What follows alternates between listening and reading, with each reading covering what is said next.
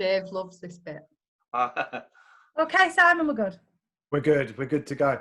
So welcome to the Sober Sessions, week 16, and it's a very special Sober Sessions this evening. Obviously, it's not Saturday, it's Thursday, which is slightly unusual. First of all, 2 years ago today, Lisa was sat with a raging hangover reading this book. And we happen to have the author of this amazing book, which is a real inspiration for me too, Catherine Gray, joining us this evening. I know loads of you are really excited about this. Catherine, thank you for joining us. How are you? I'm really good. Thanks for having me. I'm excited too. Yeah, it's just wonderful you're here. And we've all stayed up late as well to be with you. It's well past, we're normally in bed by 7. yeah, it's well past my bedtime. God, I'm a night owl. This is like the night is just beginning for me. I'm going to be up till 1. Well, you go. Yeah, I'm crazy. Do you still get up early as well? No. Oh, good. See? No. But I don't have kids, so I can lie in till 8:39. So it doesn't matter for me. I do that anyway. Yeah, I've got the luxury of not having anyone sort of waking me up. Well, it's the boys that get up early because we always WhatsApp about 5:30 in the morning, don't we? Yeah, we're always up early. Yeah. Oh, that scares me. I'm only up at 5:30. I'm flying somewhere. We got a big list of questions to get through, so I don't know whether let's just kick off with some questions, shall we, and see where it takes us. Go for it. So now, Catherine, you've written a book, William's written a book, I've written a book. I'm sure Dave's in the process, I think, and so is Alex and Lisa. But wow. a lot of people were keen to know like what actually led you to writing The Unexpected Joy. What was the sort of motivation behind it? Oh, well, I didn't really set out to write a book. I mean, there was absolutely when I was writing it, I didn't know I was going to publish it. It was just for private, personal use. And I started out just posting, because I was always a writer, but I wrote for magazines and newspapers and a little bit about my personal life, but never to this degree. And I started off sort of posting on Facebook groups under a pseudonym. I think my pseudonym was something like Alice in Wonderland, or I don't know, something like that. And that was Dave's.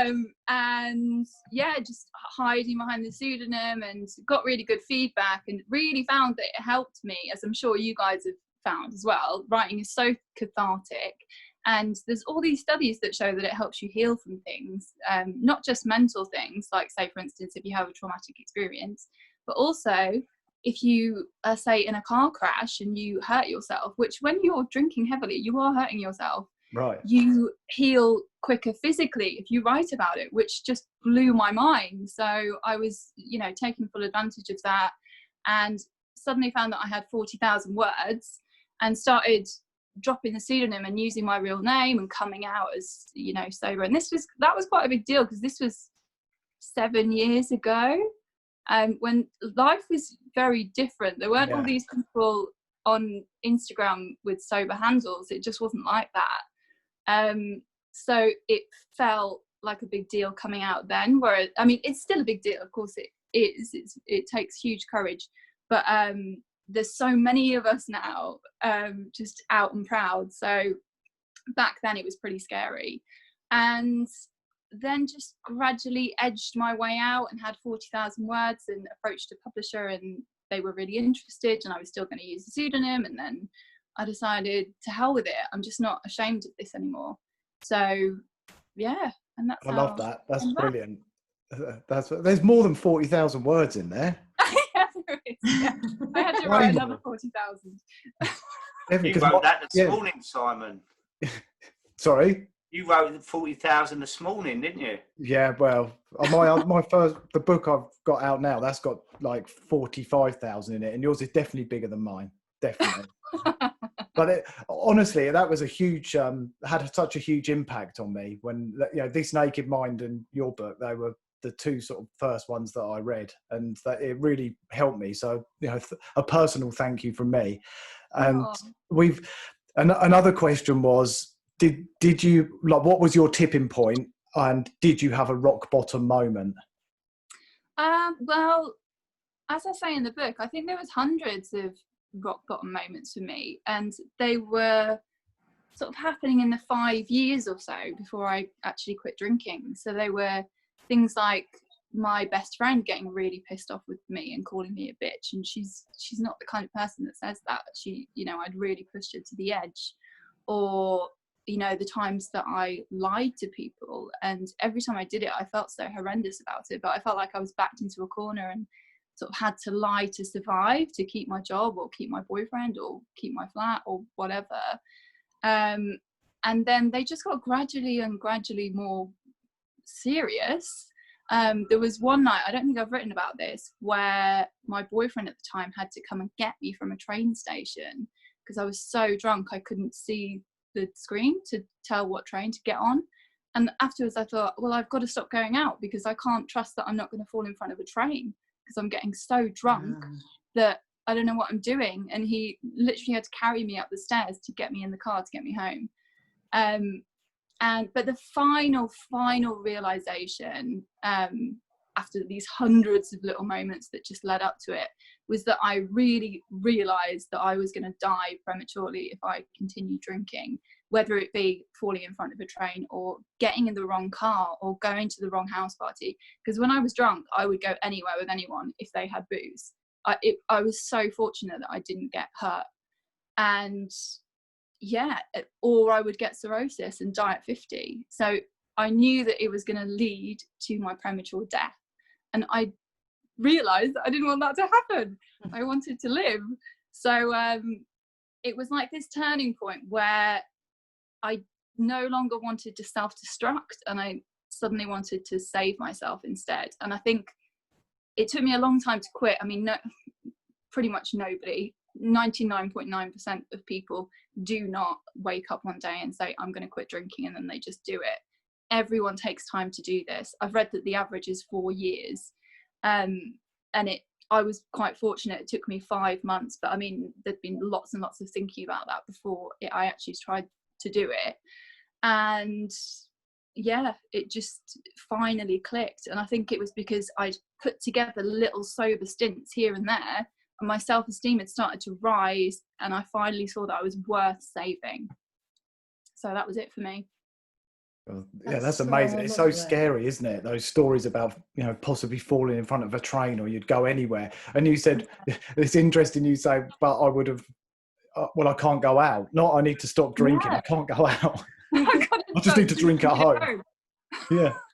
Yeah.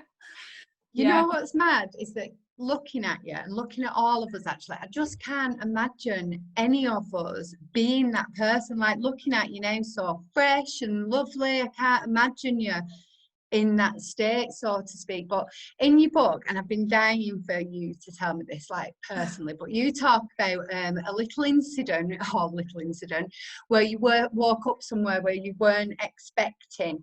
Can you, for those that haven't read it yet, can you tell us a little bit about that? Yeah, of course. So it was, I was 27 at the time, and I'd been at a work party the night before, and there was free drinks, and I always got absolutely plastered at free drinks parties because, you know, there was no stopping me. And unbeknownst to me, I was so drunk that I couldn't remember where I lived because I was in a blackout. And to be fair, I'd only just moved there, but still, you kind of know where you live. And so my work friends left me on Brixton Hill to make my own way home because I couldn't remember what street. And I was stumbling around, and a police officer tried to help me get home, and I told her to F off, which was nice.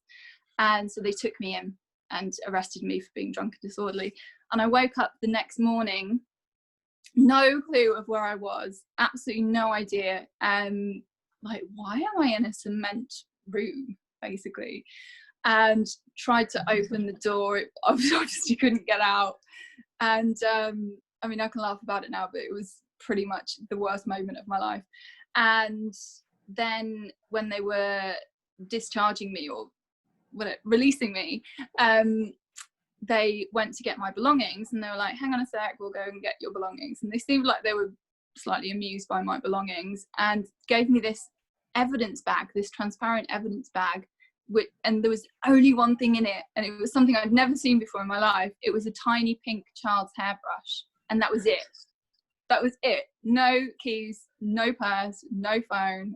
I'd had a whole bag, like a bag full of stuff, and I just completely lost it. So that was hell. But I continued drinking for another 6 years. I thought it was free drinks parties that were to blame, so I stopped going to those, but continued drinking. It just goes to show how deep denial goes and how much people will fight to hang on to their drinking if they're addicted to it.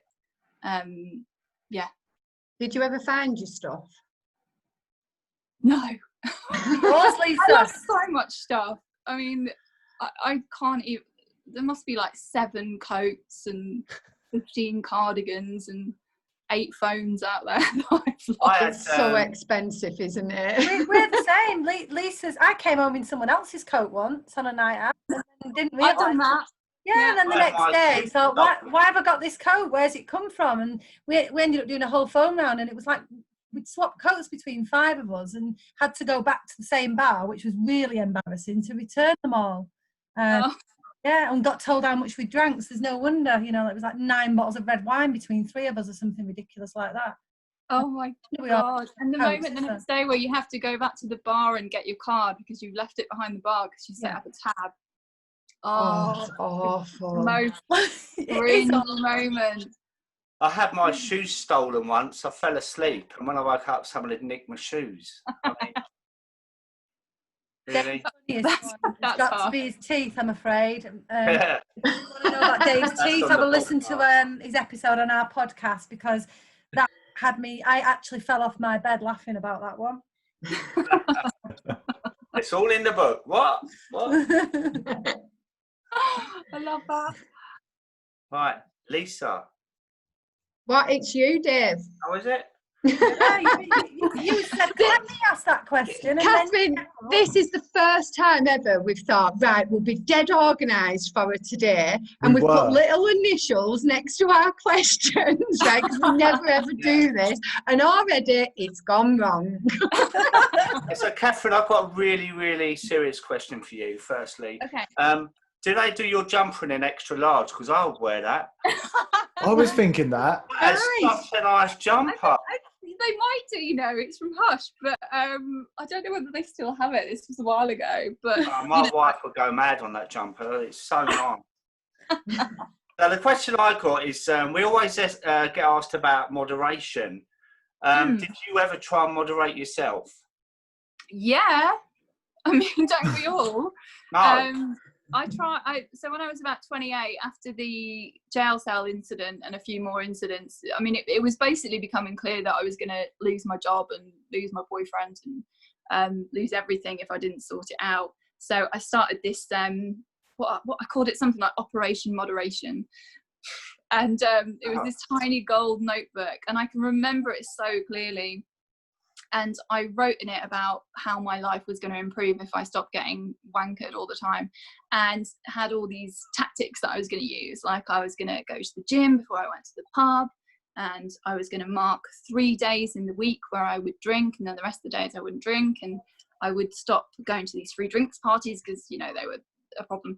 And I would switch from wine to cider because it's harder to drink and less alcoholic, and all this stuff, and none of it worked. It would work for a little while, and then things would just slide out of control again. So, and I remember once, actually, this isn't in the book either, I left it at work. I was shifting at Stylist magazine, and I left it at work, and somebody found it, and I was so mortified because it was like a glimpse of my soul, all this stuff. I was really worried about my drinking. I hadn't told anyone about it. And it had all these unit diaries in there where because I'd started recording how much I was drinking on nights out, because I was trying to keep it under 30 units a week, because 14 units just seemed ridiculous. I mean, I was drinking that on a night out. So I just remember being so crushed that she'd found it, and it haunted me that she might have read it, which she probably didn't, because she was the kind of person who respects privacy. But yeah, none of it worked. And I mean, I tried that for about 2 years, and then I just gave up. I just thought, I'm just gonna go with it. I mean, I was sort of still trying, but I moved more into the stage then of hiding my drinking and doing it secretly and thinking, okay, I'm gonna have to live with this because I can't imagine living without it. So therefore, I just need to manage it and keep it secret and make sure nobody knows how much I'm drinking, and you know that I'm getting the shakes in the mornings and stuff like that. So it sort of shifted when I was about 30, and yeah, I stopped trying to moderate then. I tried for 2 days, and I did, honestly. And my wife said to me, well, just have one bottle of wine a night, which is too much anyway. And on the 3rd day, I started hiding it then, because I'd rather have none than one bottle, because that just started me off. Yeah. It's just, yeah, it was ridiculous. So I just decided one day I just couldn't moderate at all, you know. And no. And hardly anyone can. I mean, if I think of even the people who I know for whom drinking doesn't really cause a problem, they don't moderate. Like, moderation is 1 or 2 drinks a night and under a bottle and a half of wine a week. And I honestly know about 3 people who drink like that. The average Brit puts away way more than the 14 units. They put away 26 units. This study found a couple of years ago. So it's a bit of a myth that it's really easy to moderate and loads of people are nailing it. They're just not, because it's addictive. So once you start drinking it, you want to drink more. And the whole drink responsibly thing on the bottles, which is put there by the alcohol industry, is a misnomer, because when you drink, you become irresponsible. So, I know. It's all these betting adverts, and they say bet responsibly, and they give you like 10 quid free up front. And it's like saying drink responsibly, but drink 2 bottles of red wine first. You know what I mean? It's just nonsense. It's exhausting as well, isn't it? To try to moderate, like, it's just draining. It just takes the life out of you trying to think about moderating or actually moderating. It's just too much effort. Yeah, it's like cycle, isn't it? Sorry, like you try and moderate, then you break it, then you feel really bad on yourself, and then you can't, and then it's just like you say, exhausting. It is exhausting. Yeah, it's too hard. None is easier than one. Yeah, definitely. I was actually listening to a podcast the other night, and Professor was on it, and you know, if they've done toxicology on alcohol now, you know, on the same standards they do with like additives that they put in food. And he said that in order to be safe, and I'm talking safe against cancer risks, it'd be half a glass of wine a year. Yeah, it's nuts. Half a glass of wine a year. Well, nobody's going to do that, are they? No. I mean, what? If you're a drinker, they're not. If you're a drinker, you're not going to go, I'm going to have half a glass of wine at Christmas. That's not It's crazy, but it's just so normalised. It's so entrenched in our society that we people forget how dangerous it is, and it is dangerous. I mean, they found that a bottle of wine is the equivalent of smoking 10 cigarettes. So, but it's still hushed up, and the alcohol industry get away with so much because they've got so much money and they make so many billions in taxation for the government every year. And I mean, pubs have opened before gyms. It's just a big multi-billion spinning industry that our government doesn't want us to quit drinking. The alcohol industry certainly doesn't. I'm aware that I sound a bit like Mel Gibson in conspiracy theory right now, but it is a conspiracy, okay? Catherine, it is. Alex and I do workplace presentations, and when we get onto the part about the government conning us, I'm off. She's got to like, Lisa, calm down. They're not as far yet as you are, and it riles me, absolutely riles me. it's so good. So you talked briefly before about your worries about your physical health and one of the reasons, but what about your mental health? How has that improved since you stopped drinking? Well, I mean, when I was drinking, towards the end in particular, I was so anxious, and I was getting the shakes as well because I was physically addicted. And so anything like going for a cup of coffee with somebody would strike terror into my heart. And also I was feeling like I had to have a little drink before I went because I was shaking. And, you know, if somebody saw me shaking, then they'd be like, why are you shaking? And then it could unravel this story where I am forced to quit drinking when I didn't want to.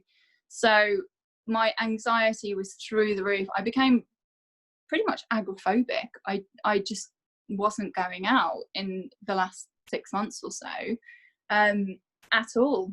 And I mean, but then again, I was holding it together at certain points too. I went and did this 3-month stint on a magazine and was somehow their acting celebrity editor and going and interviewing celebrities like, I don't know, Emma Bunton, and somehow holding it together. And then I would just go home and drink my face off. So it was, yeah, nobody really knew how bad things had got for me because I was really good at styling it out and hiding it and pretending I was okay when I really wasn't. I mean, there was people very close to me that knew something was up, but the rest of the world had no idea. So the anxiety was through the roof. Depression was really, really bad as well. I mean, I was researching suicide. I even got into a bath with a knife one night and sort of willed myself to do something and just couldn't. And then I quit. And I mean, anxiety then spiked, as I'm sure you know, because it's like, oh, okay, so I've got to go to things sober for the first month or so, and then it steadily climbed down. And now I hardly ever get anxious. Although I've noticed that because I've obviously through lockdown, we've only been seeing people one-to-one. And I went to a couple of gatherings over the past couple of weeks with 6 people. And yeah, my anxiety was it came back a bit because I was like, oh, this is, you know, I haven't done this for ages. But it seems to have gone away again. So yeah, I mean, we drink to medicate anxiety, but all it does is make it worse and make us more reliant on it. And they've done experiments with mice. I don't know why they always use mice and rats. Apparently we like them, but they found that the more the mice drank, the more anxious they became. Poor little mice. So there's a link. It just makes you more anxious, and we think it makes you less anxious. So it's fool's gold. How the mice were anxious? Were they not eating their cheese or something? Yeah. They use mice because they reproduce quickly. That's what it is. They've got short lives and they reproduce quickly, so they can take them through their adult life really quickly. That's why they use them. Oh, really? Yeah. What have you got a degree in again? Biological sciences. There you go. It's only taken her like 16 weeks to finally get that out. I've only just managed to get that out. Cheers, Dave. Hey. It's like they always ask William science questions. I have a degree. Yeah. Yeah, William, move over. No, it's definitely better with the alcohol stuff than I am. I know you said then, Catherine, you went out. I went to a Be Sober Manchester event on Sunday. It was just like a walk that we'd arranged. But I felt like that really anxious. And afterwards, every one of us said how tired we were. We all had little naps in the afternoon because we were so, it had like physically and mentally exhausted us seeing people. My question was actually about socializing. And it's a really difficult time to ask this, but when you can, you was quite a social person. Are you still social? How do you socialize now when you're not in lockdown? Yeah, I mean, I'm really social.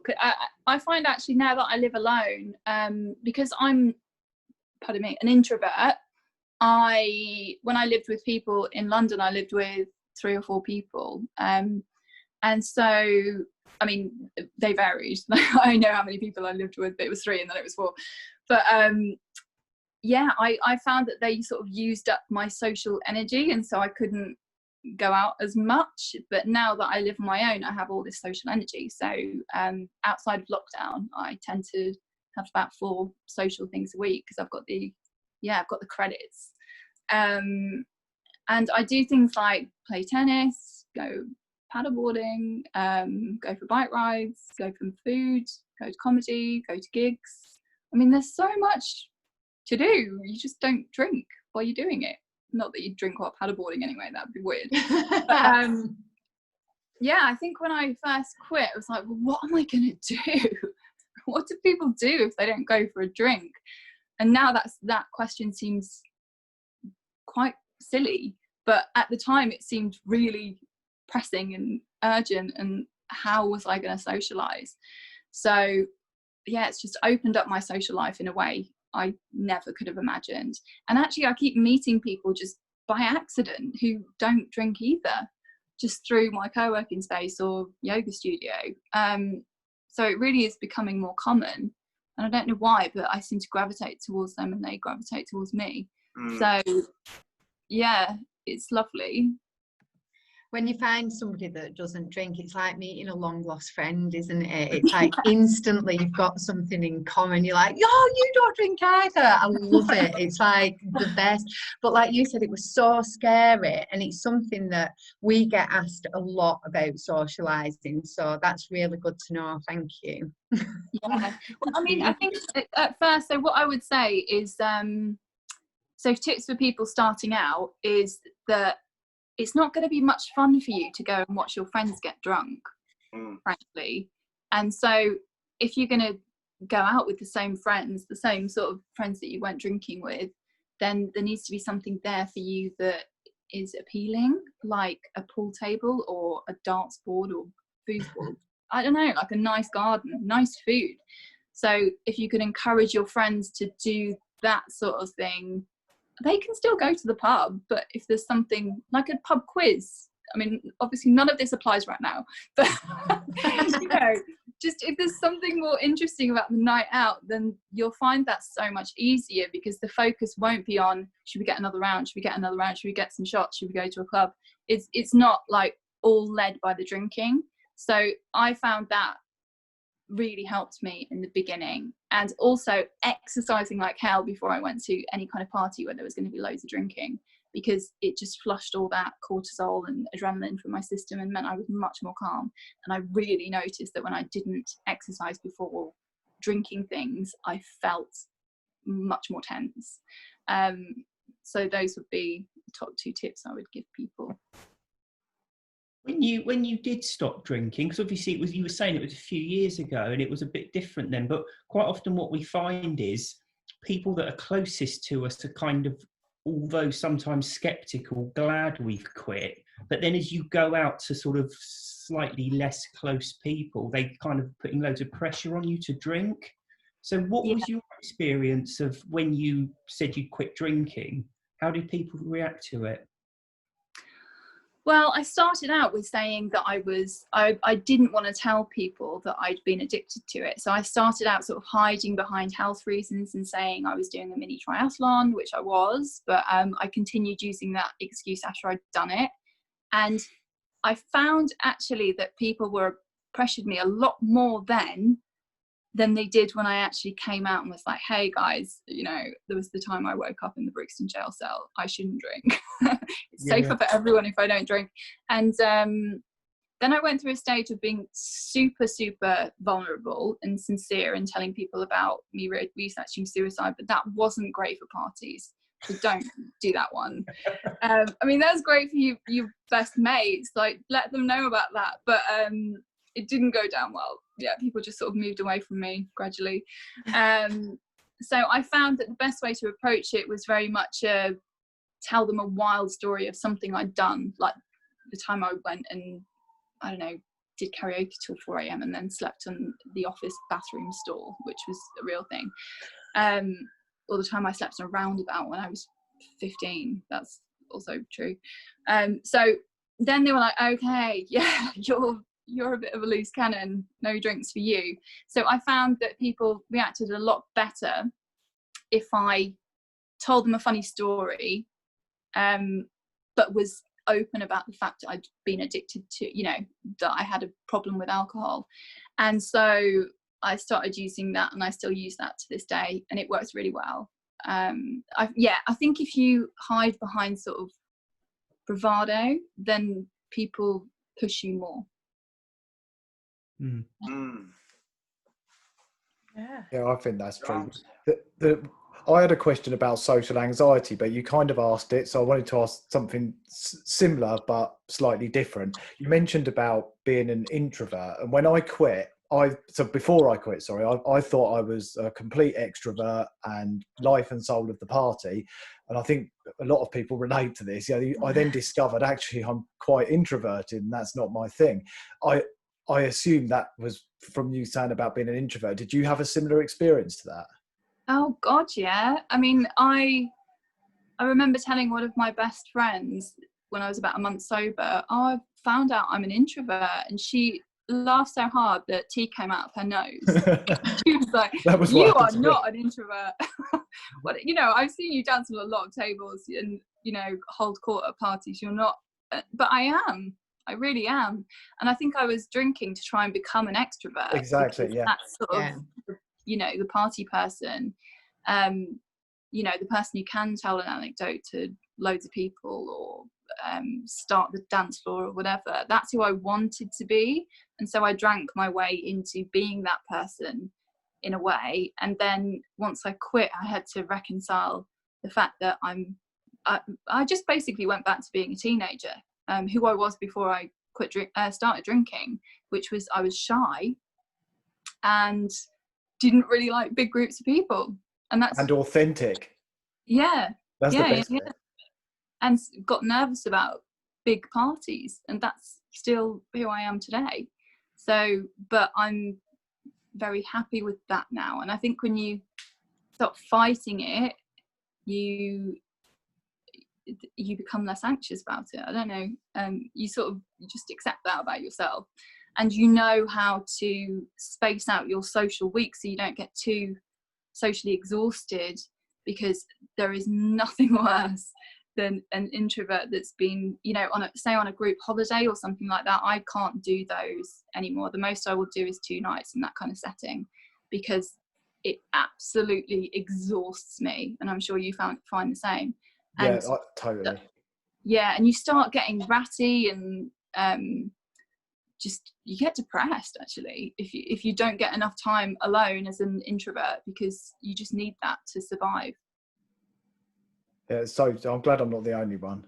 I think it's a really common experience I wouldn't be surprised if there's a high correlation between people who become addicted to drinking and being introverts, because they drink to make themselves extroverts in the social setting. Yeah, to try and fit in, because we don't. And it's almost like a second coming out. Yeah, you tell people you're sober, and then you're like you said, oh my God, I'm an introvert. Yeah, it totally is. But I mean, I think if you look around at any party, there are the people who are extroverts who tend to be the center of attention, but then there's always the introverts, and now we find each other. They're the people kind of in the kitchen being quiet, and I find them now, and we have fun together. So yeah, I mean, I think I love introverts. It's my favorite people. I'm usually at home. In bed by this time. Yeah, it's past all their bedtime. It really is. Yeah, but we get up early, Alex. That's the difference. Yes, but I have lovely late nights and enjoy them. Catherine gets it. I've always been extroverted anyway, even when I was drinking and when I'm not. But to the point where I really struggle in my own company still. I'm getting better in sobriety, but I would hate to be isolated and lonely. Have you got any kind of coping strategies for people who are trying to overcome loneliness in early sobriety? Because it can be quite a lonely place, can't it, when you are the only one going sober? Yeah, I mean, I would say number one is to go on social media and find your people. I must have spent thousands of hours on social media in early sobriety, because I did feel quite alone in my sobriety. I mean, I was lucky to have lots of family and friends, but in my sobriety I felt quite alone. So I sought them out, and I must have chatted to hundreds of people, and then I ended up finding people that I met up with and became real life friends with, who are still my friends to this day. I found all of them through social media. So that's what I would recommend. I mean, it's a bit of a double-edged sword, isn't it, social media? I sort of love it and hate it at the same time, because it does spike your stress and anxiety, and you get the trolls on there and you get some negative comments. But when it comes to finding sober people, it's unparalleled. So yeah, get on Facebook and get on Instagram. Well, they are on Facebook because they're watching on Facebook right now. Yeah, that's true. I think that's why your book was so special, Catherine, to me, because at first I felt in such a lonely place, like nobody I knew got it at all. There was like, what are you doing? Are you crazy? Why would you not drink? So kind of listening to your book, I was like, oh, there's another person. And I think that then going on social media, and like you say, it can be a double-edged sword, but for Instagram, for me, I love more than anything, because you choose who you follow there, don't you? So you can kind of create your own safe, sober space, if you like. Definitely. I mean, I'm much more a fan of Instagram than Facebook these days. So yeah, and I mean, all you have to do is look for people with sober in their handle. There's so many of them, and then make the active effort to chat to them and create those connections, and then ask them out for a coffee. What's the worst that can happen if they live near you? Yeah. Well, you said you were locked up in Brixton. Yeah. Well, that's near me, so we'll have to meet for a coffee, eh? I live in Brighton now. Oh no! I'm an introvert. I'm an introvert. Did you not get that, Dave? I'm an introvert. I actually spent the last. Brighton, we can go for a coffee. Yeah. I spent the last 10 years of my drinking on my own. You know, I never socialised, and I've become more of like a keyboard extrovert, because I used to sit in on my phone and text people and stuff like that. But now, whether you believe it or not, I'm quite introverted myself. And probably because I've got 97 children. But when I get peace and quiet, I'm at my happiest now. You know. Yeah. And the other thing I was going to say, allowed you to do. Sorry. You've interviewed Emma Bunton. Yeah. Oh my God, she literally. I love Emma Bunton. She was my pin-up, still is. My wife's got the because the pin-up's in my bedroom, but by my bed. No. Oh, that makes me feel weird. I love that. She's really lovely. I bet. Yeah. Introduce me in Brighton when we have. Okay. Yeah. Right. Come to Brighton, I'll get here. What is your advice for those navigating a single life in early sobriety? I would say I hate rules, but I broke the rules, and that didn't work very well. I started dating somebody literally in my first month of sobriety, and when it all fell apart at 6 months, it threatened my sobriety. So then I took the year off. And did a whole year off dating, and I really wish I'd listened at the beginning, just done that right from the get-go, because it's such an up and down time as it is, and you've got so much going on emotionally that, and also lots and lots of people who are alcohol addicts are also love addicts big time. And so they put far too much emphasis on romantic relationships, and it's really, really, really common to cross addict, or just to, you know, go sober and find out that you're also a love addict. Like, it's there underneath, you just didn't know it. So I would say, yeah, I mean, I don't like rules, but I would say it definitely would benefit anyone to have some time out from that, and just focus on yourself and your sobriety and having some fun. No, that's really, when you say love addict, that's so true, actually. Yeah. I fall in love really, really quickly, and I think it's because I was always drunk. I mean, Lisa, darling. Oh, here we go, Lisa. 2 years sober and has recently joined Match.com. No, I'm not on it anymore. And I just did a month's trial. But what I did want to say is, in my early sobriety, me and my husband had split up, and then we got back to long story. It was all a bit faffy. But you said the Sober Spring event in Manchester, Catherine, you mentioned about it was a good idea to stay to stay single in your first 12 months. It is a good idea to stay sober in the first 12 months. Honestly, I wish I'd listened to you, because I ended up dating somebody who said that they were sober, and I was like, oh, this is amazing. And I kind of used it as an experiment. So it was like, see what a first kiss is like sober, see what a date's like sober. Anyway, maybe too much info, but he ended up being a massive cocaine addict. So he didn't drink, but he sniffed cocaine like all the time. Oh no. And all I remember thinking is, I should have listened to Catherine Gray when she said, you're not going to be in the right frame of mind. I think you change as well. You grow and change so much, don't you, in that 12 months? Well, all the time, really. So, like, even the people who you, like, when I look at the kind of people I was attracted to when I was drinking, it's very, very different now that I'm not drinking. You've got no beer goggles on, Lisa. Yeah, that's true, actually.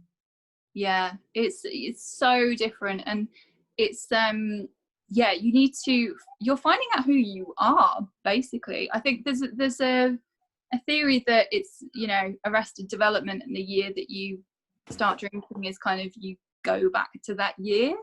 And I mean, I was 12, so I didn't go back to being 12, but I think I did go back to being a teenager in some ways, because I had to learn how to socialize without that crutch. And so much of my personality was made up of drinking and things that I thought I was, but that I wasn't. Like, I thought I was an extrovert, I wasn't.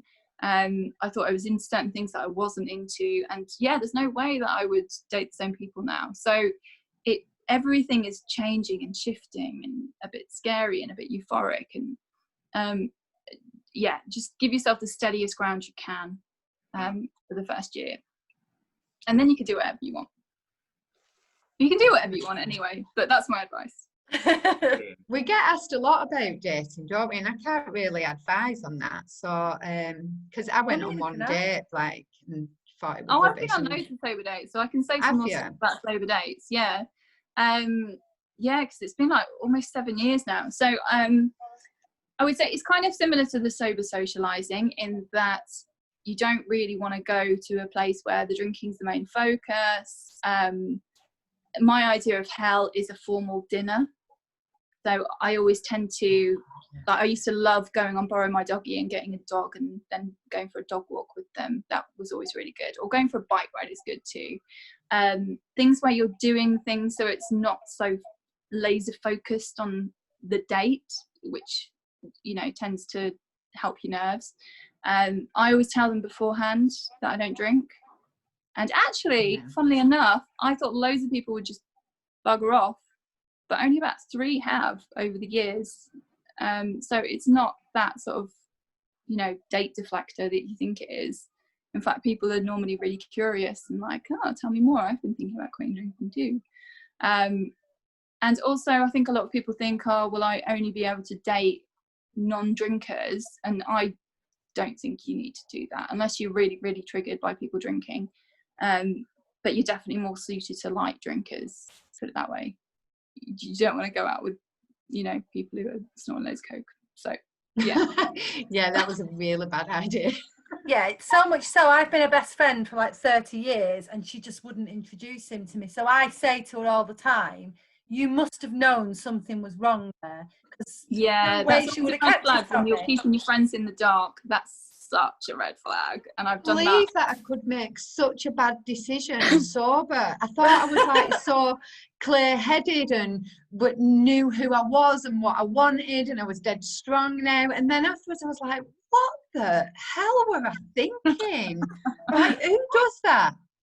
Yeah, I think in the first year you're just finding your feet, so the decisions aren't the best ones. You're forgiven. Yeah, I totally forgive it. So have we got some questions in the Facebook group, Alex? Well, we've got Sam. You've got a question still, haven't you? Oh, sorry. Yeah. So what's the best part of being sober? Oh God, just do I just have to choose one? Yes. Yes, Just one. hundreds. Make it awkward. Go on. On the sober sessions, go on. Okay, just one thing. I would say it's that I never have to lie about anything anymore, because I really felt like I had to lie. Because when I was drinking, I was calling in sick to work, I was cheating on people, I was telling people lies about where I'd been the night before and how late I'd stayed and how much I'd drank and blah, blah, blah. And it was all, you know, designed to sort of survive and hide my drinking and make sure people didn't dump me or fire me or leave me. And now, because I don't do any of that, I don't have to lie to people. So that's lovely. The luxury of a clean conscience, I think, is the thing. That's a real good one, that. Yeah, it's a good one. Yeah. We have got 2 questions from the group. Are you okay to take 2 questions, Catherine? Yeah. Before you do, I'm sorry to do this, but I want to say hello. My lovely sister has joined this for the first time ever, so I just want to say hello, Georgina. Thank you for watching. Right, so one question is, how many day ones did you have? Oh my God. About 37? I love how nice that is, actually. So many. Yeah, because it was like 5 months from seriously starting to try and stop to stopping. And, you know, I'd go sort of half a day, 1 day, 3 days, 4 days, 5 days. And then it just went up and up and up and up until it finally clicked. So, God, yeah, there must have been about 37 in that time. And it was so crushing each time. And I wish I could go back and tell her, it's okay. I know that you feel like you're failing, but actually what you're doing is learning, and you're having the courage to get back up and try it again and own it and say, okay, it's day one again. And I also wish I could go back and talk to my friends and family and say, this is completely normal, the fact that she's not getting this straight away. So don't expect her to get it straight away. You know, you're breaking the habit of, I was drinking for 21 years. That's a hard habit to break. Most people were drinking for at least 2 decades, if not 3 or 4. So you're not going to get it straight away. You're just, you know, you keep running at it and running at it and running at it, and eventually one day it clicks. But yeah, I answered the question. Yeah. Lisa's gone. She didn't like that question. She's gone. Look. Yeah, Lisa's run away. They're It's off on a date. Dog's being really demanding. It's not normally like this, but he's like barking and tapping around everywhere. He always taps. It's a nightmare. He's lovely. We've got another one from Vanessa. She's going on her first non-drinking holiday in 2 weeks. It's a family holiday. She's always used holidays as an excuse to drink every day into late in the evening. I feel like I can do it, but what was your first sober holiday like? Oh, my first sober holiday was just a mini break to Wales with one other friend, so that probably wouldn't be the best example. So what I'll do is I'll take, I think when I was about 8 months sober, I went to Mexico with, I was a bridesmaid at a wedding there, so that was a big group holiday, which it sounds like she's going on. It's going to be hard. I'm not going to lie to you. Your first sober anything is hard. Your first sober wedding, your first sober date, your first sober gig, and then they just get easier and easier and easier after that, and until it just, you forget that you're sober. So I would say that take lots of sober inspiration, because if everyone else on the holiday is drinking, then it will be so easy to forget why you're sober in the first place. So take a couple of books and, you know, try and get some people in the group to text if you're there and you feel like you're going to drink. Because somebody told me something in early sobriety, and it's so true.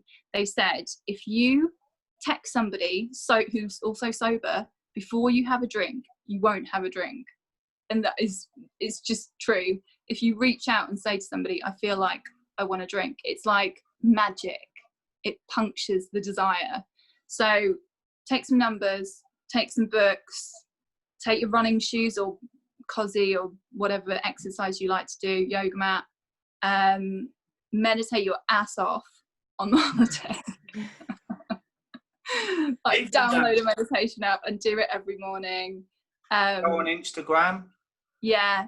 Because go on Instagram for sober inspiration. And if the worst comes to the worst and you really feel like you're gonna drink, be willing to leave. Yeah. Be willing to go. And and that doesn't just apply to the night out. You should say to your family before is it a family holiday?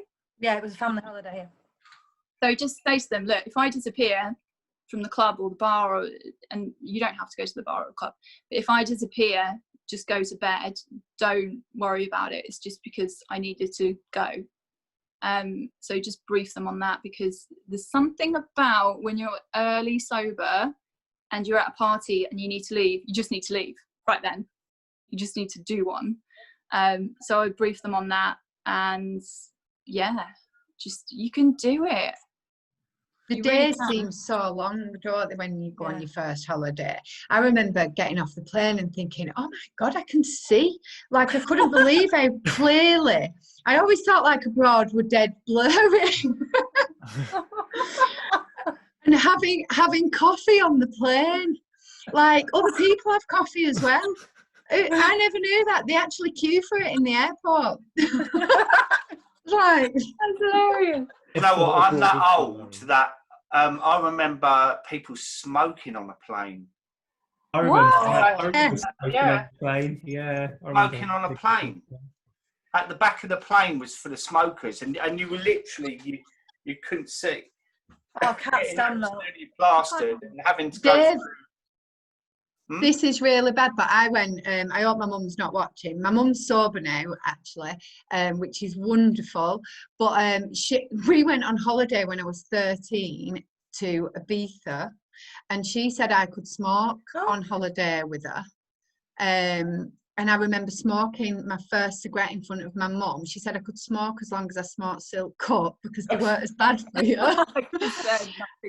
And oh my God. I walked on the plane, and I remember the awkwardness of it and everything. But I was drinking on that holiday as well, and I was like 13, rocking Ibiza I were at 13. Oh my God. That your mother. I know. She's a wonderful mother now. She was a very young mum. And she contributed to those beautiful balloons as well. So we can't. Yes, she did. Yeah. Well, I mean, the first time I drank, my family gave it to me. Yeah. Not my mum, Same. but other family. They gave me Bacardi Breezes because they were like, you're going to drink anyway, so you may as well drink these because they're like lemonade. They're not like lemonade at all. They're actually really quite alcoholic. And I got alcohol poisoning the first time I drank. So I think it's really the first time. Yeah, the very first time. Wow. We're all like that now. Oh. Yeah, like You thought that'd put you off? No, it didn't, because it felt like what I'd been searching for, because I was such a nervous, anxious kid. And that night I was like dancing and, flirting with a guy I liked. And I was like, this is what I've been looking for. This is the answer. So even though I then vomited for 12 hours afterwards, I was still like, I can't wait to do that again. It's Simon. You said to Catherine, I thought that put you off. When I was 14, guess what I got drunk on? Bacardi From Breezes. the month. Oh no. That's disgusting anyway. I got drunk on that. And I don't know why, but I was absolutely hanging, and that didn't put me off. Do you know what got me drunk the first time? I don't even remember this because I was only about 5 and my sister was about 3, and we found an open bottle of red wine on the fireplace. My mum and dad owned pubs, you know this. They were working downstairs and we helped ourselves to the half bottle of wine, and my mum found us 2 rolling around laughing on the front room floor, drunk. And then I got alcohol poisoning as well because I spent the whole night vomiting with her trying to keep us both awake.